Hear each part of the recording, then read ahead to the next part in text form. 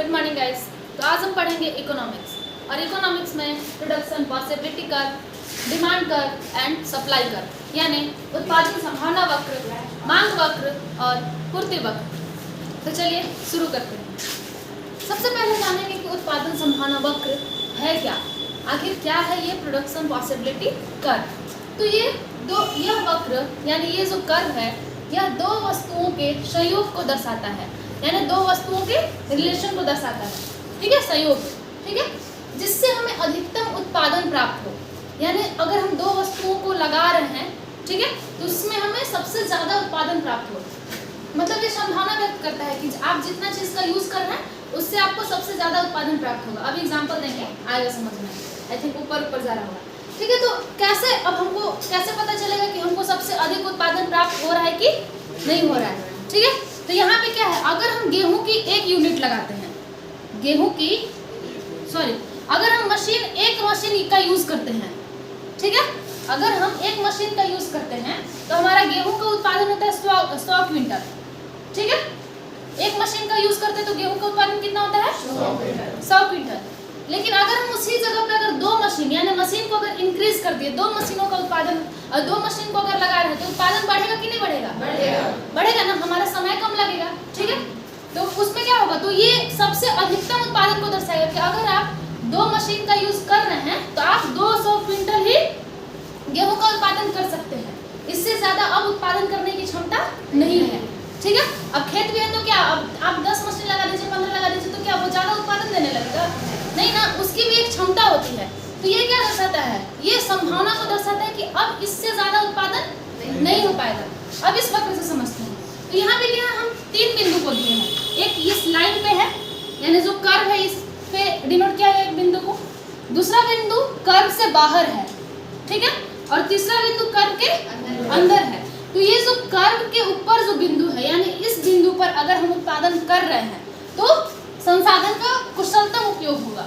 यानी कि हमारे पास जितना रिसोर्स है, हमारा जितना भी संसाधन है, उसका हम पूरा उपयोग कर ले रहे हैं। बता एग्जांपल देते हैं कैसे। मान लीजिए कि अगर आपके पास 2 गाय हैं, ठीक है, या फिर आपके पास 2 गाय हैं, तो आप उनसे मैक्सिमम कितना लीटर दूध ले सकते हैं? 10 लीटर। अरे भाई, तो गाय भी दूध देने वाली होनी चाहिए ना। तो उसके लिए क्या करेंगे, अगर आप उसका दूध बढ़ाना चाहते हैं, अगर आपको उससे ज्यादा दूध चाहिए, तो आप उसको क्या खिलाएंगे, उसमें निवेश करेंगे। आप उसको और भी कुछ क्या दाना वगैरह खिलाएंगे, ताकि दूध उत्पादन में क्या हो, वृद्धि हो, जो दूध है वो बढ़े। ठीक है ना। तो अब ऐसा तो नहीं है कि अगर गाय की क्षमता है कि वो 10 लीटर ही दूध दे सकती है और आप उसको एकदम 1 क्विंटल चारा खिला दीजिएगा, तो उसका दूध थोड़ी ना 10 लीटर से 1 क्विंटल हो जाएगा, नहीं होगा ना। ठीक है, सुन रहे हैं, क्लियर है? आप थोड़ा साइड हो जाएंगे, हमको समझ में नहीं आ रहा। ठीक है, तो इसमें क्या है, क्लियर है कि इसमें क्या होता है कि आप संसाधन का पूरा उपयोग कर दे रहे हैं। अब जो गाय है वो पूरी, आप उसको जितना खिला रहे हैं उसकी जितनी क्षमता होगी वो उतनी ही देगी ना। तो यहाँ पे क्या है, संसाधन का कुशलतम उपयोग होगा। एक और एग्जांपल दें। ठीक है, मान लीजिए कि आपका खेत है 1 एकड़। ठीक है, 1 एकड़ में कितना कट्ठा होता है ये आप लोग कमेंट करके बताएंगे। ठीक है, तो आपका अगर खेत है 1 एकड़, उसकी क्षमता है, खेत में आप हमेशा उत्पादन करते हैं, खेत से आपका जो उत्पादन होता है वो हमेशा होता है 100 केजी गेहूं का। कितना गेहूं का उत्पादन होता है? 100 केजी। और आप सोच रहे हैं कि नहीं, हमारे खेत से और भी ज्यादा उत्पादन हो सकता था। ठीक, नहीं, तो आप उसके लिए क्या कीजिएगा, आप अपने लागत को बढ़ाइएगा। यानी पहले आप खेत में जितना खर्च करते थे उससे ज्यादा क्या कीजिएगा, और खर्च कीजिएगा ना, ताकि हमारा क्या हो, उत्पादन ज्यादा हो, उत्पादन हमारा ज्यादा हो, बढ़े। ठीक है, क्लियर है? तो यहाँ पे क्या है, आप संसाधन का कुशलतम उपयोग करेंगे, मतलब संसाधन का पूरा उपयोग होगा इस बिंदु पे। लेकिन अगर हम अगर ज्यादा संसाधन, अगर हम सोच रहे हैं कि नहीं, मेरा जो उत्पादन है वो इस बिंदु पे हो, हमारा जो उत्पादन है इस बिंदु की जगह कहाँ पे हो, यहाँ पे हो, तो इतना आपके पास संसाधन ही नहीं है। ठीक है, आप खूब मशीन लगा रहे हैं, कि आप 100 मशीन ला करके एकदम सोचिए चलिए खेत में लगा देते हैं, लेकिन आपका खेत 1 ही हेक्टेयर है। अगर आप 100 मशीन ला के सोच रहे हैं कि चलिए लगा देते हैं, लेकिन आपका खेत 1 ही हेक्टेयर है, तो आपके पास संसाधन उपलब्ध नहीं ना है पूरा। ठीक है, तो उतना उत्पादन आप कहाँ से कर पाएंगे, यानी उत्पादन में आपकी वृद्धि नहीं नहीं हो पाएगी। समझ में आ रहा है? मतलब ये जो बिंदु है यहाँ पे संसाधन उपलब्ध नहीं होगा, उतना आपके पास रिसोर्स ही नहीं है कि आप अब ज़्यादा उत्पादन कर सको। अच्छा, तीसरा बिंदु है, ठीक है, मान लीजिए आपके पास खेत है 1 एकड़, ठीक है, खेत तो आपके पास बहुत सारा है, लेकिन आप उसको क्या करते हैं, उसका यूज़ ही नहीं कर रहे हैं, ठीक है, सुन रहे हैं? खेत आपके पास 1 एकड़ है, लेकिन ना आप उसमें खाद डाल रहे हैं, ना ट्रैक्टर से उसकी जुताई कर रहे हैं, या फिर ना मतलब उसमें कोई सेवा नहीं कर रहे हैं, ठीक है, तो वो क्या करेगी, वो अपने काम जितना उत्पादन कर पाएगी नहीं, ठीक है, मतलब आप जितना चाहेंगे उतना उत्पादन हो पाएगा नहीं होगा। तो यहाँ पे क्या है कि आप अपने संसाधन का कुशलतम उपयोग नहीं कर रहे हैं, पूरा उपयोग नहीं कर रहे हैं। अपूर्ण लिखे या फिर कुशलतम उपयोग नहीं लिखे, दोनों सेम है, ठीक है, तो आप संसाधन का पूरा उपयोग नहीं कर रहे। किस बिंदु पे? बीच वाले पे। ये बिंदु कहीं भी यहाँ कहीं भी रह सकता है, बस रहेगा कहाँ, इस कर्व के अंदर, ठीक है, अगर कर्व के अंदर है तो आप संसाधन का पूरा उपयोग नहीं कर रहे हैं, ठीक है। अच्छा, इस बिंदु को ना सबसे इजी, अगर पॉइंट वाइज आपको लिखना है तो यहाँ पे A कर दीजिए, यहाँ पे कर दीजिए B और यहाँ पे कर दीजिए C। अब लिखना अगर होगा तो कैसे लिखेंगे कि बिंदु A पर हम संसाधन का कुशलतम उपयोग कर रहे हैं, इससे हमें अधिकतम उत्पादन प्राप्त होगा, ठीक है। पहला बिंदु क्लियर हो गया, फर्स्ट पॉइंट का। अब सेकेंड पॉइंट में लिखेंगे कि बिंदु B पर यदि हम उत्पादन करना चाह रहे हैं तो हमारे पास उतना संसाधन उपलब्ध नहीं है, ठीक है। और C बिंदु पे क्या लिखेगा कि बिंदु C पर उत्पादन करने के लिए हम पूर्णतः संसाधन का प्रयोग नहीं कर रहे हैं, यानी हमारे पास जितना संसाधन है उसका हम पूरा उपयोग नहीं कर रहे हैं। आपके पास बहुत सारा पैसा, आप उसको बिल्कुल खर्च ही नहीं कर रहे हैं, तो संसाधन का पूरा उपयोग नहीं कर रहा है ना। आपको जरूरत बहुत सारी चीजें, आपको चाहिए कि हाँ हमको ये भी खरीदना है, कॉपी भी खरीद ले, हम पेन भी खरीद ले, स्मार्ट बोर्ड भी होना चाहिए मेरे घर में, ठीक है, ताकि हम लोगों को लेक्चर दे सके। लेकिन क्या है, आप पैसा ही खर्चा नहीं कर रहे हैं, तो आप खरीद पाएंगे उसको, ठीक है। ये क्लियर है? फिर से समझाएं एक बार, क्लियर है ना? मतलब क्या करता है, ये दो वस्तुओं के सहयोग को दर्शाता है कि अगर हम गेहूं का उत्पादन बढ़ाना चाहते हैं तो हमको मशीन बढ़ाना होगा, ठीक है, और अगर हम ये मशीन घटा दें तो गेहूं का उत्पादन घट जाएगा, ठीक है। या तो अगर आप गेहूं का उत्पादन घटाना चाहते हैं तो मशीन का संख्या को क्या करना होगा, कम करना होगा। अगर आप चाह रहे हैं कि नहीं मेरा गेहूं जितना उत्पादन हो उतना ही ठीक है, हमको ज्यादा नहीं चाहिए, तो आपको मशीन भी कम लगाना होगा, ठीक है। ये क्लियर हो गया। अब अगला हमारा मांग वक्र। तो मांग वक्र हमेशा पूछता है कि मांग वक्र का ढलान कैसा होता है, मांग वक्र का ढलान कैसा होता है। तो कहाँ हम ये बाएं से दाएं या दाएं से बाएं, ये आपका दाएं होता है, तो ये क्या है, बाएं से दाएं किसकी ओर, नीचे की ओर, यानी मांग वक्र का ढलान हमेशा बाएं से दाएं नीचे की ओर होता है, ठीक है। ये बाएं से दाएं नीचे की ओर है। अब ऐसा नहीं ना है ले मांग वक्र ले, ऐसा नहीं है ना, कैसे ये इस टाइप से, यानी हमेशा नीचे की ओर है। अब ऐसा तो नहीं कि लोग ऐसे नहीं ना डिमांड कर, नहीं, ठीक है ना, ये सीधा तो नहीं है, ये क्या होता है, हमेशा बाएं से दाएं नीचे की ओर होता है, या फिर मांग वक्र का ढलान हमेशा ऋणात्मक होता है, ठीक है। ये ढल रहा है ना, पॉजिटिव तो नहीं है, ये निगेटिव है, ठीक है। तो मांग वक्र का ढलान हमेशा ऋणात्मक होता है, या फिर बाएं से दाएं नीचे की ओर होता है, ठीक ना। ये दोनों ऑप्शन में आ सकते हैं, तो कंफ्यूज नहीं होना है। अच्छा, हमेशा ये अब क्या है कि मांग वक्र, पहले आप लोग जब बना लीजिएगा कि मांग वक्र का ढलान हमेशा ऊपर से नीचे की ओर होता है, ऋणात्मक होता है, ठीक है। तो अब आएंगे, इसको बनाएंगे फिगर, ठीक है। अब ये भी होता है कि मांग और कीमत के बीच कैसा रिलेशन होता है, पॉजिटिव होता है, नेगेटिव। मांग और कीमत के बीच हमेशा ऋणात्मक संबंध होता है, यानी कि डिमांड एंड प्राइस के बीच नेगेटिव रिलेशन होता है, ठीक है, ऋणात्मक संबंध। अब कैसे होता है, ये भी तो प्रूव करना होगा ना, कि आप बोल दो ये तो मान लिए नेगेटिव होता है, हम तो बोल रहे पॉजिटिव होता है, ठीक है। तो कैसे नेगेटिव होता है, तो कैसे, तो देखिए ये P1 है, यानी प्राइस 1, ठीक है, एक यूनिट लिए हैं, ठीक है ना, ये है P1 और ये है P2, ये प्राइस 1 ये प्राइस 2।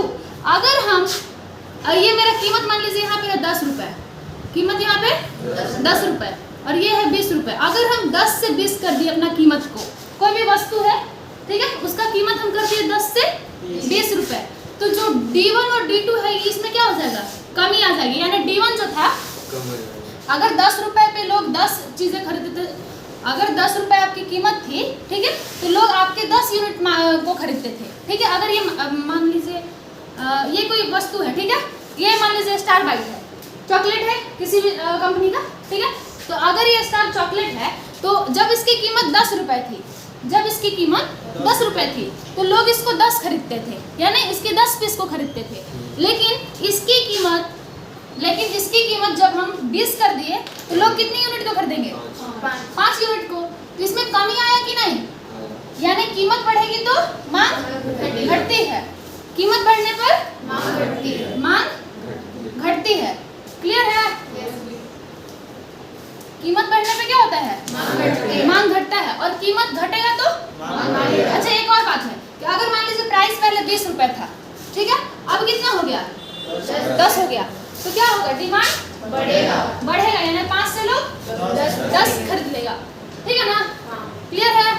तो क्या होता है? मांग और कीमत के बीच ऋणात्मक संबंध होता है, यानी जब मांग में वृद्धि होगी तो कीमत में गिरावट आएगी। पहले कीमत से स्टार्ट करेंगे, ठीक है? क्या यदि कीमत में वृद्धि होगी तो मांग में कमी आएगी। अब ऐसा नहीं कि मांग में वृद्धि होगी कीमत में कमी, उल्टा नहीं लिखना है, ठीक है ना? अब जरूरी है आप वहाँ पे जाके पहले आप पहले क्या पूछते हैं?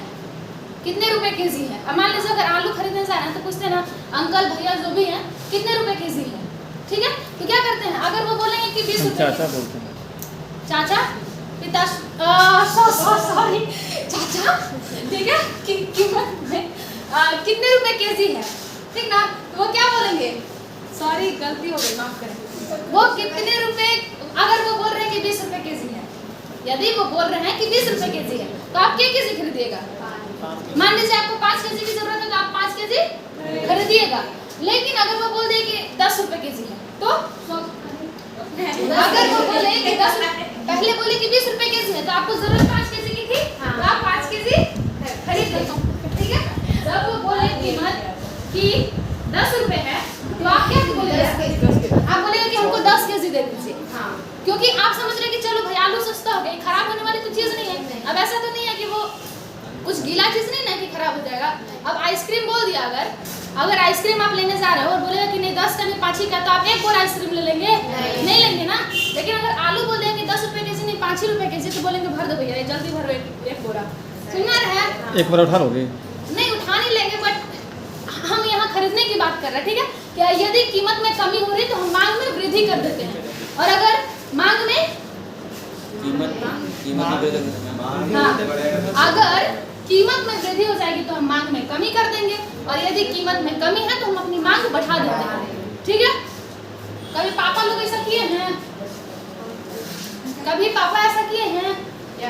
ज्यादा पैसा दिए हैं कभी?